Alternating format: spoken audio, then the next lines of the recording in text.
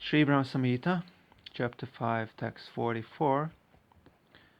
Shristi sthiti pralaya sadhana shakti rekha shayeva yasya bhuvanani vibharti durga ichchanurupamapi yasya chachistate sa govindamadi purusham damaham bhajami.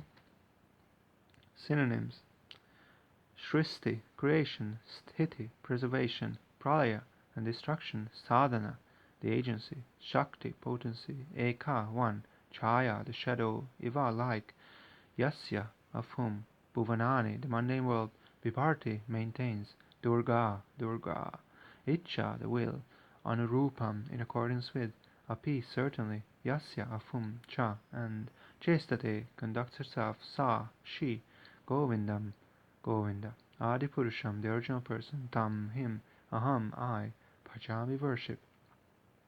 Translation: The external potency Maya, who is of the nature of the shadow of the Chit potency, is worshipped by all people as Durga, the creating, preserving, and destroying agency of this mundane world. I adore the primeval Lord Govinda, in accordance with whose will Durga conducts herself.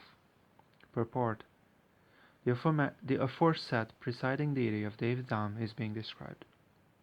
The world in which Brahma takes his stand and hymns the Lord of Goloka is Devidam, consisting of the 14 worlds, and Durga is its presiding deity. She is 10-armed, representing the tenfold fruitive activities. She rides on the lion, representing her heroic prowess.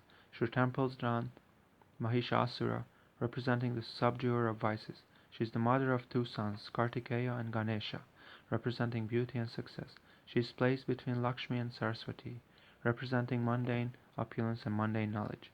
She is armed with the 20 weapons, representing the various pious activities enjoined by the Vedas for suppression of vices. She holds the snake, representing the beauty of destructive time. Such is Durga, possessing all these manifold forms. Durga is possessed of Durga, which means a prison house. When Jivas begotten of the marginal potency, Tatashta Shakti, forget the service of Krishna, they are confined in the mundane prison house. The citadel of Durga, the wheel of karmas, is the instrument of punishment at this place. The work of purifying these penalized Jivas is a duty devolved upon Durga.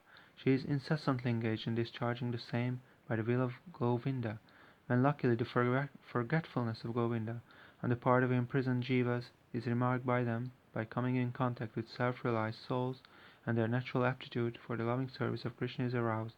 Durga herself then becomes the agency of their deliverance by the will of Govinda.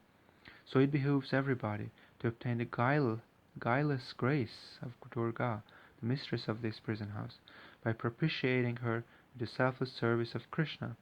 The boons received from Durga in the shape of wealth, property, recovery from illness, of wife and sons, should be realized as the deluding kindness of Durga.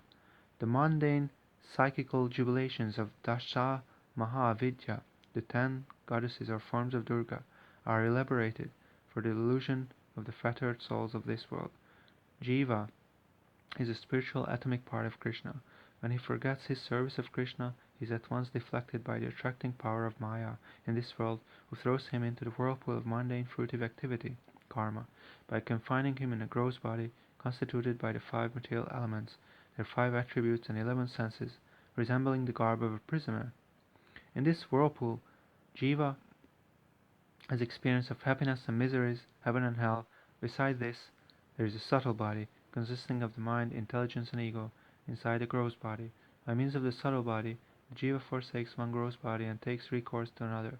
The Jiva cannot get rid of the subtle body, full of nations and evil desires, unless and until he is liberated. On getting rid of the subtle body, he bathes in the Viraja and goes up to Haridham. Such are the duties performed by Durga in accordance with the will of Govinda.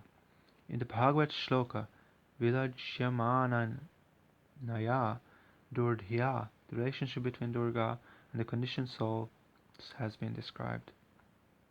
Durga, worshipped by the people of this mundane world, is the Durga described above, but the spiritual Durga, mentioned in the mantra, which is the outer covering of the spiritual realm of the Supreme Lord, is the eternal maidservant of Krishna, and is therefore the transcendental reality whose shadow, the Durga of this world, functions in this mundane world as her maidservant.